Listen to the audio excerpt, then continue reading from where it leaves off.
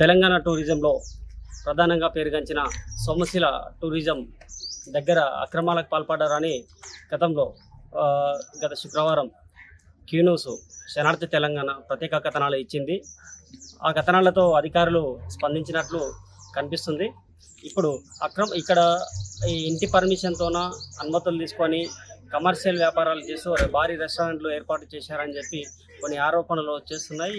మరొకటి ప్రభుత్వ భూముల్లో అక్రమంగా నిర్మాణాలు చేశారని కూడా ఇక్కడ స్థానికుల నుంచి ఆరోపణలు కూడా వస్తున్నాయి. సంబంధిత అధికారుల నుండి కూడా రెస్టారెంట్లకు నోటీసులు గతంలో పంపిణీ చేసినట్టు చెప్తున్నారు. ఈ అంశాలు గత శుక్రవారం శనార్థిలో ప్రత్యేకంగా ఈ అంశాలను ప్రత్యేక కథనంతో ఇవ్వడం జరిగింది. మరి ఆ కథనం బయటికి వచ్చినాక ఇక్కడ అధికారులు, జిల్లా ఉన్నత స్థాయి అధికారులు స్పందించారు. ముఖ్యంగా ఈ ప్రాంతం నుంచి ఎన్నుకోబడిన నాయకుడే ఇక టూరిజం శాఖ మంత్రిగా ఉన్నారు.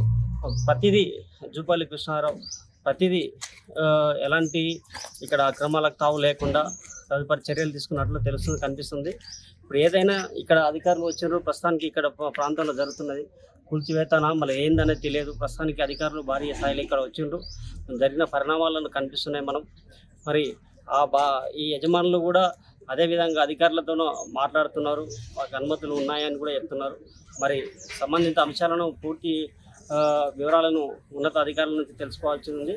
ఇది ఔటర్ రాజశేఖర్, ఉమ్మడి మహబూబ్నగర్ జిల్లా.